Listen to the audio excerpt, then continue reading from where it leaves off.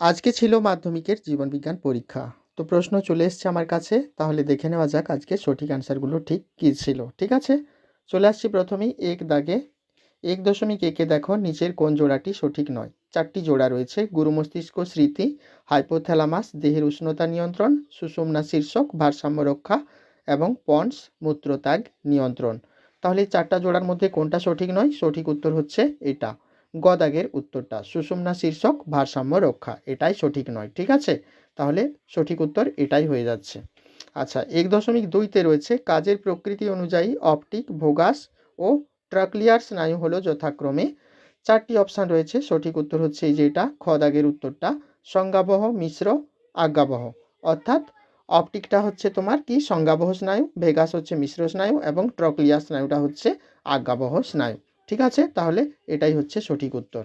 এরপর চলে আসছে 1.3-এ, এই স্তম্ভে দেওয়া শব্দগুলির সঙ্গে বি স্তম্ভে দেওয়া বাক্যাংশগুলি মেলাও। বি স্তম্ভে একটি অতিরিক্ত বাক্যাংশ দেওয়া আছে। তো ঠিক আছে, আমি আর পুরোটা পড়ছি না, এখানে সঠিক অ্যান্সারটা আমি বলে দিচ্ছি যেহেতু আমার কাছে সময় কম আছে।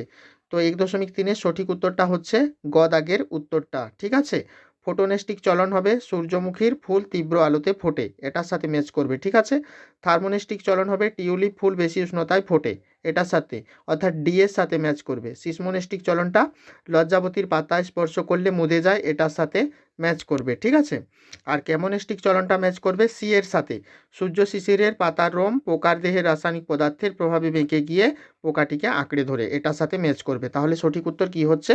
সঠিক উত্তর হচ্ছে গ দাগের উত্তরটা। ঠিক আছে, চলে আসছি পরের দাগে, 1.4 দাগে।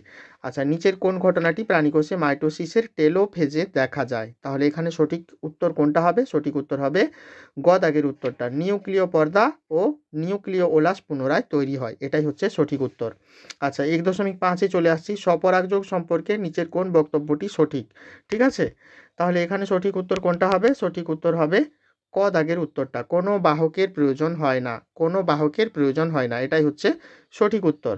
চলে আসছি 1.6-তে, টেলোমিয়ার সম্পর্কে নিচের কতগুলি বক্তব্য সঠিক? ঠিক আছে, তো এখানে দুটো বক্তব্য সঠিক, অর্থাৎ খ দাগের উত্তরটা হচ্ছে সঠিক। 2 যেটাতে রয়েছে, প্রথমটাতে 4 রয়েছে, এটা হবে না। হ্যাঁ, খ দাগেরটাতে 2 রয়েছে, এটা হবে। আর গ দাগেরটাতে 3 রয়েছে, এটাও হবে না। আর ঘ দাগেরটাতে 1/1 রয়েছে, এটাও হবে না। ঠিক আছে, সঠিক উত্তর হবে খ দাগের উত্তরটা 2। ঠিক আছে, তাহলে দুটো ঠিক। কোন দুটো ঠিক? না, এই যে প্রথমের দুটো ঠিক, ক্রোমোজোমের প্রতিটি বাহুর প্রান্তকে টেলোমিয়ার বলা হয়, এটা ঠিক। আর এই অংশে অপর কোনো ক্রোমোজোম যুক্ত হতে পারে না। ঠিক আছে, এই দুটো ঠিক। চলে আসছি পরের দাগে, মটর গাছের ক্ষেত্রে কোনটি প্রকট গুণ? ঠিক আছে, সঠিক উত্তর হবে গ দাগের উত্তরটা, পরিণত বীজের আকার গোল, এটাই হচ্ছে সঠিক উত্তর। চলে আসছি 1.8-এ, সাদা অমসৃণ রোমের ফেনোটাইপ যুক্ত গিনিপিগের একটি সম্ভাব্য জেনোটাইপ হলো BBRR। হ্যাঁ, এর অপর সম্ভাব্য জেনোটাইপটি কি? তো এটা খুবই সহজ প্রশ্ন, এটা সঠিক উত্তর হচ্ছে ঘ দাগের উত্তরটা, এই যে BBRR। অর্থাৎ দুটো দেখবে ইংরেজি ছোট হাতের বি যেটাতে রয়েছে আর দুটো বড় হাতের অর্থাৎ ক্যাপিটাল লেটার আর রয়েছে, সেটাই হচ্ছে সঠিক উত্তর। দুটো ছোট হাতের বি আমরা জানি এটা সাদাকে ইন্ডিকেট করে, আর দুটো ক্যাপিটাল লেটারের আর এটা অমসৃণ, অমসৃণ রোমযুক্ত, হ্যাঁ, সিম্বলকে এটা ইন্ডিকেট করে। তাহলে সঠিক উত্তর হচ্ছে অপশন ঘ। ঠিক আছে, এটাই হচ্ছে সঠিক উত্তর। 1.8-এর সঠিক উত্তর হয়ে গেল ঘ দাগের উত্তরটা। চলে আসছি 1.9-তে, নিচের কোন বক্তব্যটি সঠিক? ঠিক আছে, চারটি বক্তব্য এখানে দেওয়া আছে, তাহলে সঠিক হচ্ছে গ দাগের উত্তরটা। হিমোফিলিয়া হলো একটি এক্স সংযোজিত প্রচ্ছন্ন জিন ঘটিত রোগ। ঠিক আছে, এটাই হচ্ছে সঠিক উত্তর।